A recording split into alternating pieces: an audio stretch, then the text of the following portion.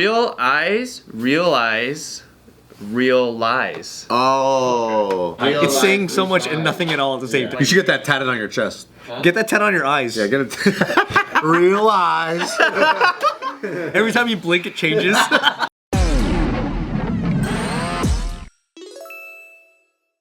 Welcome back to Careful Boys, where we are afraid of everything. Check this out. What are some examples of cliches that you like, and what are cliches you think are BS? The grass is always greener on the other side. You like BS or or- hate? I like it, because it's true.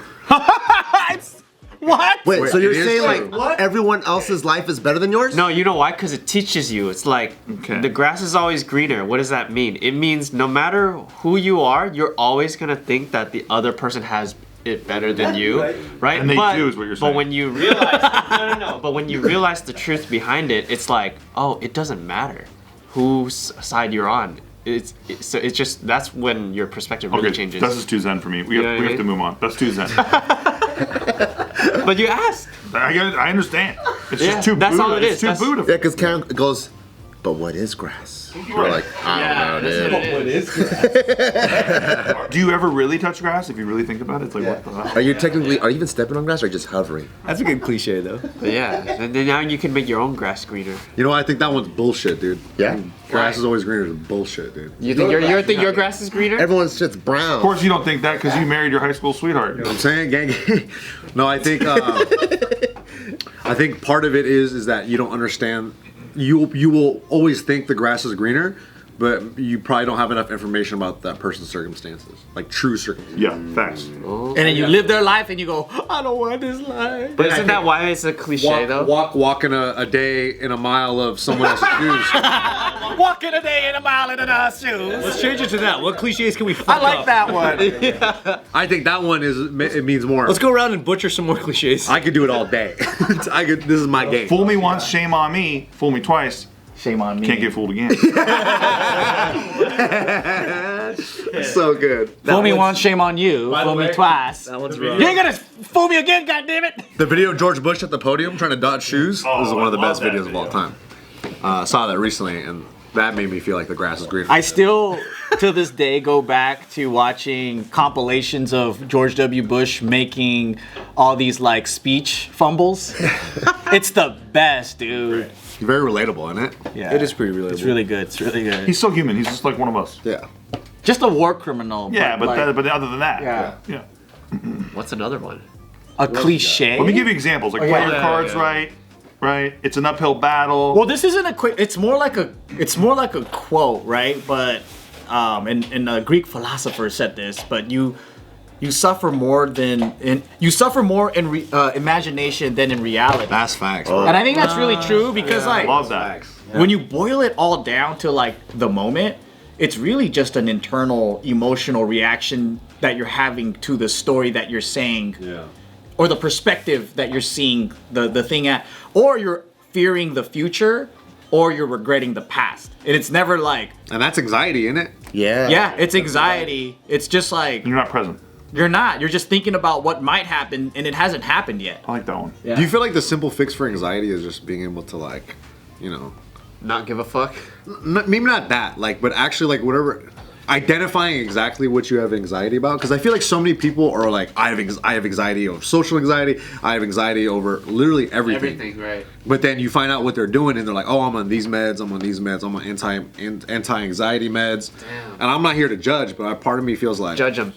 is that the best way to deal with And anxiety? you know what I think? I also think anxiety is normal. Yeah, like you're supposed to have anxiety. You're You're supposed to feel have some type of zero way. anxiety. You're supposed to be. Because then you'll be a psychopath. But then when you hear people take those anti-anxiety meds, they go like, oh, like they're kind of numb to a lot of things. But I think those people have it to a level where it's debilitating. Like their anxiety's so high that they. For sure, some people do, but part of me feels like, Come on. wait, this guy over here, you're telling me you have debilitating anxiety? Like, not all cases, but Can I push back with having a high school education? yeah. Talk to me. So You might be the only person here with a diploma. there you go. The boys in World War II, I think they had some anxiety. Yeah. I think they had a little bit of anxiety when they're storming the beaches of Normandy. You're and allowed shit. bang. The guys in the boats, They're fucking vomiting and shit. I think they had a little bit of anxiety, but guess what? They weren't like, and I can't get out of bed today. Yeah. Yeah. They pushed themselves up the fucking hill. They Retook suppress it. the beach, bitch. They watch TV and they just. Dude, you're channeling your grandfather right now. I know exactly, dude. But you have a point though, I'm to just an saying. extent. If you push yourself, you can push through. I believe that, but I know that people out there, but I can't do it. Okay, fine. But they don't want to hear that though. Well, that's always what it is. Like, I think at your highest point of anxiety, that's when you're at the threshold to level up, really. For sure. You know what I think the on a counter to that though is they didn't have a point of reference, meaning like they didn't know what to expect. So they go, I'm gonna be a good soldier, I'm gonna be a good boy for my country. You get the uniform on, and then it's D-Day, and then boom, boom, boom, boom. What the fuck? All right, I guess I gotta survive now. That's true. And that's sometimes a little bit more easier than watching so much content. Yeah. You watch so much content, and then you're just like, holy shit, this is fucking crazy, and I don't want to go to war. I really like where you arrived. That's such a hot take. But they do know it though, because they go through boot camp. There's like a warm up. There's a workup. Well, there's no point of reference of how ugly war is, right? That's what I'm trying to say. It's like all of us do. None of us wanted, like, we've seen so many movies, we've seen so many vets talk about how fucked up it is, and then we know about PTSD, but back then, the propaganda machine was so good that we were so ignorant that, and all of us would have been like, yeah, let's all go. And then you had that support, we're like, we should all go, yeah, let's go.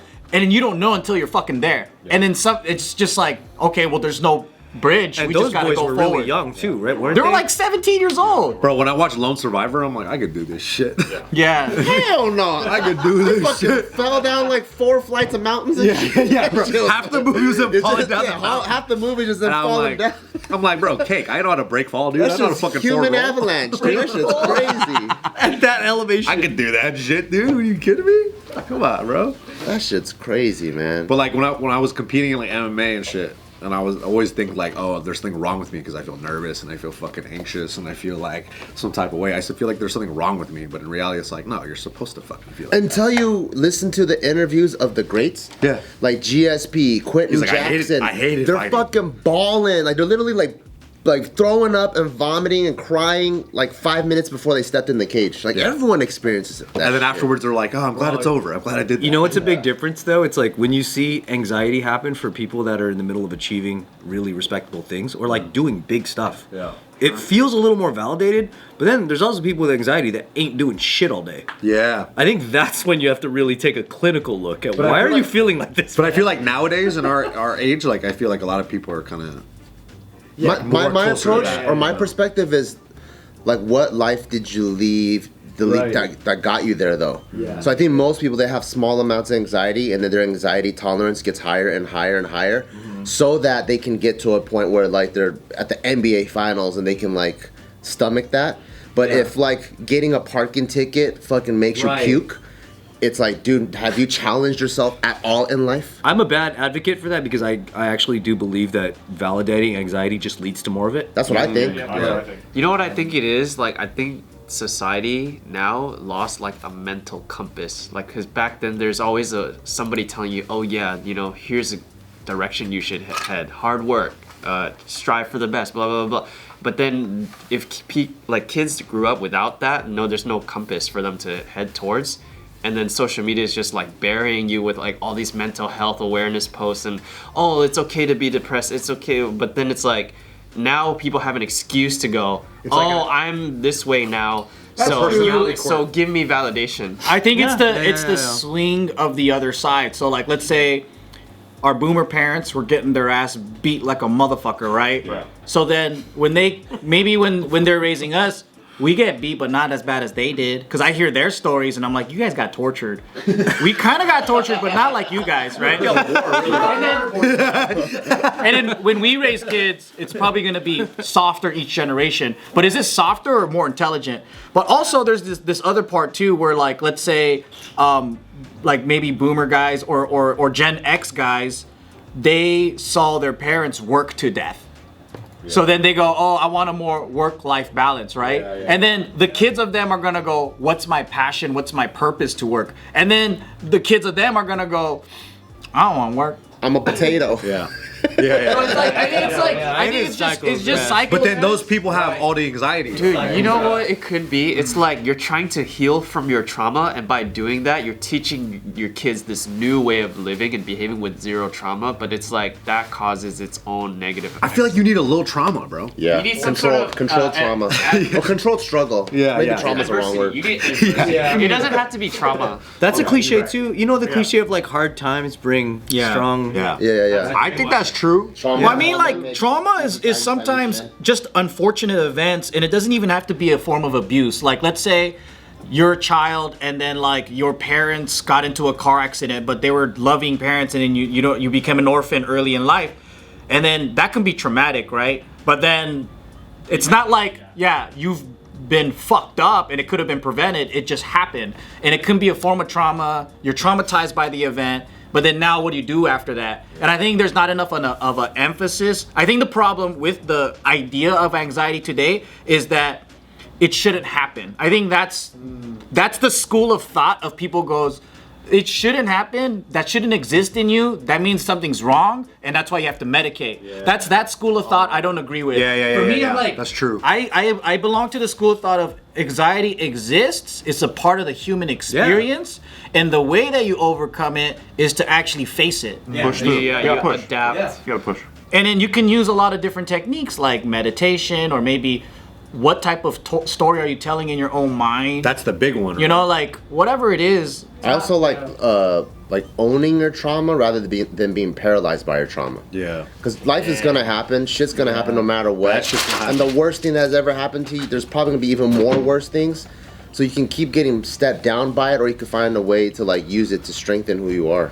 I agree with that. And I think that maybe we just respond better to that type of coping style. Because like I used to think like, oh, there's probably one best way to doing it, but then I see there's such a diverse group of people that receives information so differently that this soft motherfucker cannot survive like this method. You know what I mean? So I'm like, oh, maybe some people, They gotta build up in a different way. yeah, like they need to learn it this way. I don't know, you know, like Have a different outlet, pretty much. yeah, but we do see like failed methods when you're self-medicating, like. But it's every like successful escaping. person, I always am able to detect some sort of inner gangster in them. Yeah. You know, like they might not be like a fucking physical gangster, but they're like, everyone has like this like spark or this edge. Right. Even if there's some fucking silicon geek, like Excel spreadsheet geek, but you talk to them enough of why they built their company, you're like, oh shit, there's a fucking gangster. You find their drive, it's there. Yeah. Well, I mean, But they channeled it into something positive. Yeah. but that's the exception, right? Because if you think about high performers, that's a small percentage of people. A small percentage of people become top athletes, top entrepreneurs, whatever, right? So to make something that the general public can kind of easily follow and like be the best versions of themselves, I'm wondering what that method would look like versus like Oh, like to raise the common denominator? yeah. Dude, the failure, right? Like that. Everyone who wins talks about how many times they lost and how they learned from it and how they pushed through it. And there's so many people who lose and then just give up and they go, "That's a scam. You can't win in that field. You can't do it." And it's that bullshit. So every time you hear Mark Cuban, you hear all these guys. Every time they talk about anything entrepreneurial, they talk about failure. So how do we create, I guess, it almost has to be a consensus that everyone agrees that you just have to try hard. I mean, that's so There's simple, already right? But, like, cliches and like quotes about failure where it's like if every failure is a lesson or whatever. That's pretty much it. But not everybody believes that Correct. Because you don't feel it. Like let's say you got fired from your job, you got dropped out of school or whatever. To you, even though it's a failure, it still hurts. But then other people are saying that that's what you need to kind of grow from. But I think the best thing people can have is an example close to them of a person that they trust or care about that is doing the thing that they should also do. Yeah. That's the best thing you can ask for. Surround yourself with people who think that. Yeah, I agree. Because I mean, like if we're telling somebody they don't know us, they don't give a shit. They're like, whatever, your solution doesn't pertain to me. yeah, it has to be personal. Did any of you guys when you were growing up ever have? Did any of your dads show anxiety at any point? No. Not really. Yeah. Really? Yeah, my dad's a fucking anxious motherfucker. He is a panicky guy. I'm like, oh dad, you know, I'll meet you at Bacali's at fucking at like 5:30 for dinner, right? I show up, it'll be like 5 o'clock. Where are you at? I'm like, we said 5:30. He goes, oh, okay. And then like I go to like Bacali's, he's already like walking outside. Like he's just like super anxious, like things need to happen now, tomorrow, or you know. So he's like, my whole life I remember him being like, really like, oh, I'm like, oh, I'll do it tomorrow. And that trait never rubbed off on you? Like you never started to act like that? I think I was like that, but I didn't like that in my dad, so I try to like Opposite, like go opposite. Yeah, I try to go opposite. Like I'll punish myself. I'm like, oh, I really want to eat that candy bar. Then I'll just wait till tomorrow to eat it, just so I can get rid of this feeling. Like I didn't like that feeling of like something compelling me to do something, because I feel like I'm not in control. Like something's pulling me, and I didn't want to have something Self-control right there. Because I'm acting like my pops right now, where I fucking need something right now. Because like that's interesting too. Like I've never seen my dad be anxious for 1 second, but I wonder if there's a difference generationally. If Oh, we they have a bottle shit, bro. Yeah, for sure. But if we have a generation now of men who are like really outwardly anxious and showing anxiety, like what are their kids really gonna like? Maybe they might be like, "You're fucking lame, Dad." I don't want to be like, maybe. It might go the opposite way. Yeah, 'Cause they I think they I might would- swing back, right? I would 'Cause you say never the wanna be like the your flip parents. side or the dark side of being a tough dude is like I see it in you know some of my family members that are like in their mid 50s. They don't know how to process and they don't know how to like release that stress. Yeah. And you see this in a lot of guys that were like young professionals in the 80s, right? In the corporate culture back then, everyone was a fucking workhorse. Yeah. And then they were tough, right? They just don't complain. They just plow through, workaholics. And then like a lot of them have health issues, high blood pressure, they get heart attacks, they get a lot of crazy things and they don't know what's going on with their bodies. And I think that's probably the dark side of just plowing through and not like balancing yourself. And maybe people see that and go, oh, men need to, you know, say they have anxiety and try to deal with it. And I'm like, yeah, maybe that's what they're trying to kind of figure out there. Yeah, but it doesn't work for every person because that's just general advice given to everyone that has their own specific demons that they're going through. Yeah, I think so. I think it depends on the person. That's hard because you can't do a blanket thing and say like everybody needs this. Yeah. Because like, what if someone's already tough as fuck? Maybe you gotta tell him to just chill out, bro. And then someone's weak as shit. You're like, okay, you need to like toughen up. Yeah. So it's like, yeah, For sure. Well, that's why I think cliches are stupid because it's such a general thing and it can mean so many things for so many people. Hey, don't judge a book by its cover. Tell that to a woman walking at night, dude. Are you kidding me? That's like the dumbest shit I've ever heard. You know what's a about. really good one? Realize. Who says that, dude? That's not a cliche. That's a poet. Yeah, it's a quote, right? But that shit's actually true. Wait, what does that mean? Real eyes, realize, real lies. Oh. That's a fucking poet. I thought you That's said a hype. real It's life. saying so much and nothing at all at the same time. Yeah, it's just saying like. You should get that tatted on your chest. Get that 10 on your eyes. Yeah, get it. Realize. Every time you blink, it changes. Oh shit, that's crazy. Oh my god. You know what I was thinking about the other day because we're on the topic of like anxiety and fear and stuff like that, right? I actually believe a lot of religions are created to try to satisfy that like anxiety that we have trying to figure out like It's the medicine. Because we need to know the meaning. We need to have. Yeah. they need to create reality and then they need to create, even if it's a false sense, they need to create something of stability because the world is a scary place. Yeah. So like humans come in needing protection, needing dependency for a long time. We have soft bodies. And then as I look at kids and I'm just like, kids are like vulnerable little creatures and they're afraid of fucking everything, right? And then when you become an adult, you actually don't have any of that support. So now you're in a really scary place where one day some guy can either kill you, you can get into a car accident, some things can happen. And then now you need to like make sense of like, well, if I die, what's gonna happen afterwards? Or this whole fear and anxiety, how do I calm this down? And you have Buddhism. And then it's like so many different techniques to just chill the fuck out. Because like when you think of like praying or something like that, it's an act of mindfulness, right? To chill the fuck out. It's an act of being like, this is what I want, this is what I like, my intentions in life, or this is my intentions for like the next couple of days, or putting energy into something. Imagine being religious and how many more cliches are into play. Ooh, yeah. What's a religious cliche? Like God would never give me something to deal with that I wasn't strong enough to handle. Oh, right. But low key though, you hear that shit, that's a superpower, bro. I think it does push you to do crazy that shit. shit's a You could be superpower. in like the shittiest situation, you're like, dude. And you'll find the light. God believes in me. You'll find the I can light handle somehow. this. I lost all of my houses, but you gave me this test. Dude, do you think that's like a form? Do you think religion is like a form of gaslighting your own mind? Honestly, that's what it is, Like, I gotta believe this shit, or else, you know. How dare you, can? Positive gaslighting, What it though. is to you guys? And you need positive gaslighting, dude. Positive gaslighting? Because honestly though, if I got Jesus is God such on a my side, gaslighter. brother, if I got Allah on my side, you're fucking winning. My favorite thing though is like when I'm going through a rumination session, right? And my head is just like fucking going crazy. And I'm like, fuck, I think I'm stressed out. And I'm like, wait a minute. And I go drink some water and I take a walk around the block and I'm like, of course, I've been in the room for 6 hours straight staring at a screen. I've been dehydrated. I was going fucking crazy. Your body was telling you something. Yeah, it had nothing to do. My mind was Touch grass. Go touch That's the grass. best one. touch grass. Yeah. That one I believe in. When was the last time your guys barefoot touched actual grass? Man, don't ask me no personal questions like that. Here we go. We gotta go get A day ago? A day ago? Okay, that's pretty good. We'll go to your retreat. AstroTurf? Does that count? Yeah, does plastic grass count? Because that's Yeah, like turf. every day. It's right there. I do it at the gym. I got the turf. You know what I mean? Oh, yeah. And then I hold a crystal. You guys and I need to go, touch grass, man.